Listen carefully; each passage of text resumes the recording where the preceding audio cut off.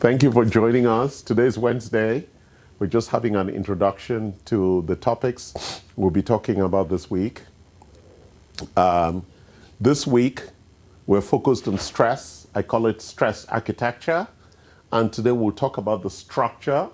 We'll just focus just on the structure. And on Saturday, we're going to look at our stress response and how you build stress resiliency, right? There's a stress response, how we respond to stress, and then our resiliency, how we build the capability and the capacity to respond to the stressors that affects us. So let's start with the structure of stress. So let's really start. What is stress? Stress is a good thing.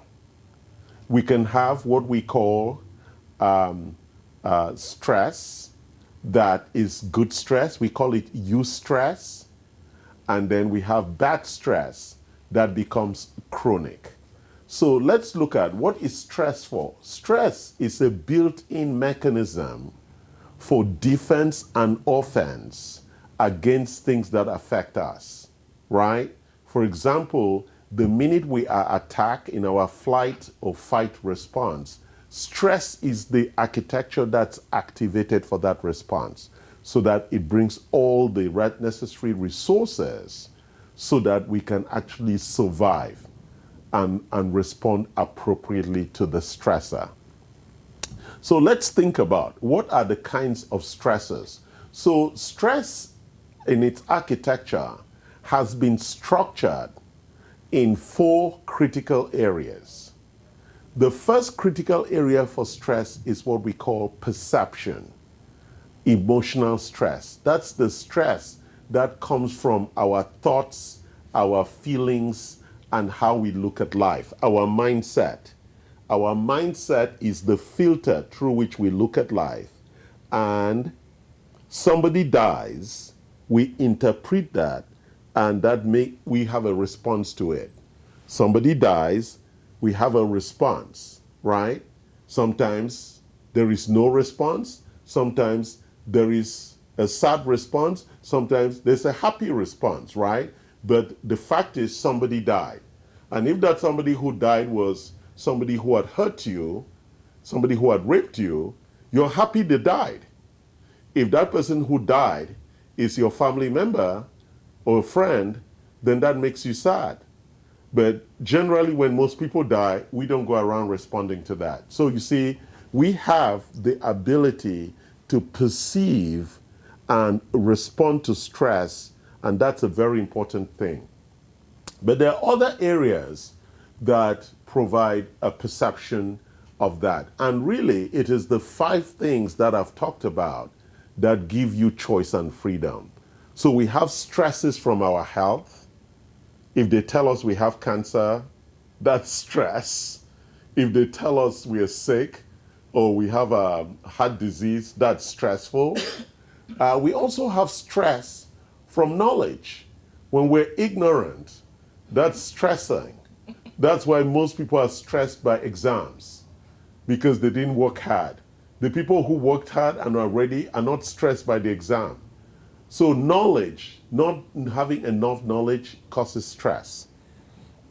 The big stress, right, among the 5 I'm going to talk about for perception that's very worrying, is relationship stress. And the reason why relationship stress is so stressful is because we're also not in control of all the issues that plague the architecture of those relationships. Number 4, there is the stress about time. We're either always running late, we overbook our calendar, and all of that is very stressful. And then number 5, the really, really big one, is the stress from money. Do we have enough? Do we not have enough? And how are we going to get enough? So those 5 things that give us freedom and choice also are impactful in causing our perception of stress. So we have just addressed one critical stress area, which is perception, driven by those 5 things. And so you can imagine how stressed we are. Just thinking about those 5 things, you're already stressed, and you have to manage them. But let's talk about the other three stressors that we're not even aware are going on. Because most of the stress that we're really concerned about is this stress about perception. But there are a lot of other stresses going on that we are not even aware of. So there is the stress of sleep. If you don't sleep well, or if you don't sleep when the sun is down, then we have what we call a circadian dysregulation. And the circadian dysregulation is driven by our inability to sleep enough, to sleep when the sun is down, and to sleep deeply, right? Three things about sleep. Sleep 8 hours, sleep when the sun is down, and sleep deeply. So when we don't achieve those three things, it causes stress because the body uses sleep to do a lot of work to clean and get our body ready for when we wake up. The detoxification, the reset, the transportation of nutrients, the cleaning of everything. That's why, remember, when you wake up, the pee in the morning is such a long pee.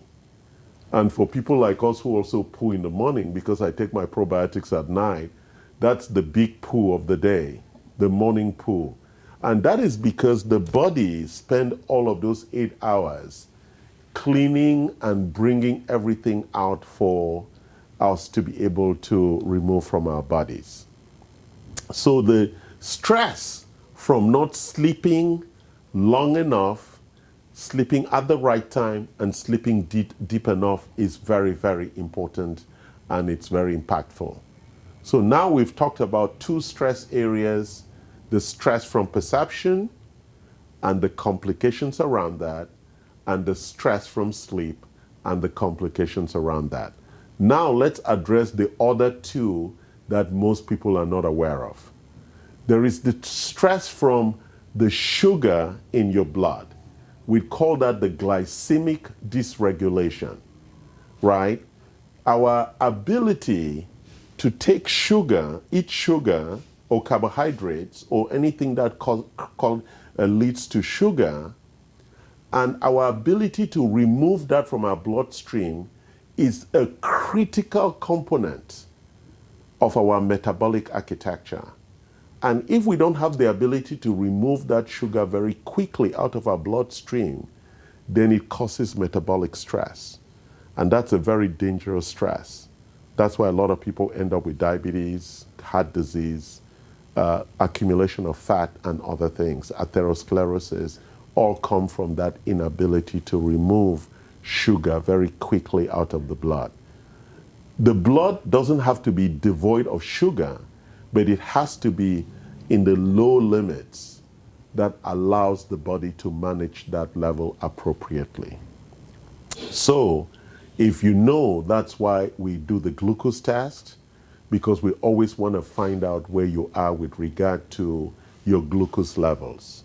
So the whole thing of having a glucometer, which is like a CGM that tracks your glucose, continuous glucose meter, that's the CGM that some people wear, and it will show you on your, whenever you eat on your phone, what the glucose level is and where your levels are, so that it stays within control, so you now know which foods would trigger a glucose response or not.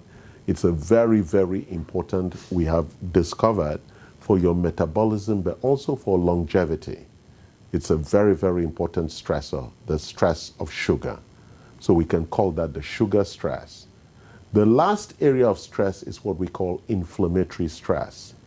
And this inflammation is the body's response to attack, whether it's infections, whether it's antigens, whether it's a wound or whatever, that causes stress. And that inflammatory response is a stressor to the system. So let's just go quickly over again so that everybody is very clear. So we have the perception stress and the 5 things that drive that: health, knowledge, relationships, time, and money. Secondly, we have sleep stress, or what we call the circadian dysregulation, that comes from the length of sleep, the time when we sleep, and how deeply the sleep is. Then we have the stress from sugar.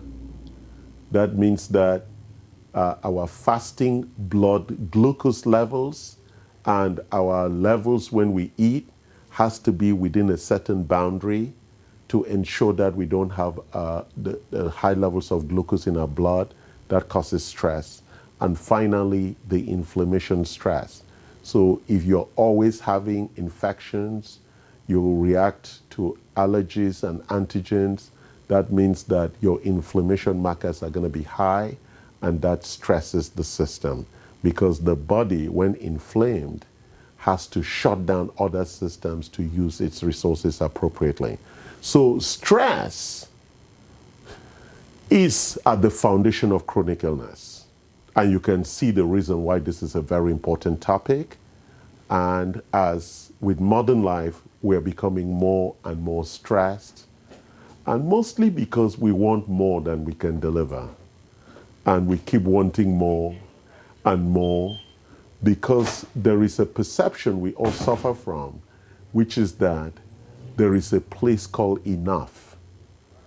And as we all know, we can never have enough.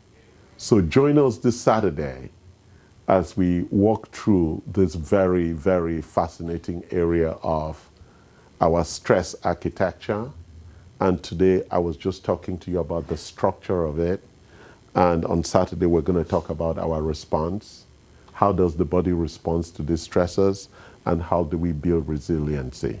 Thank you for joining us. Love you.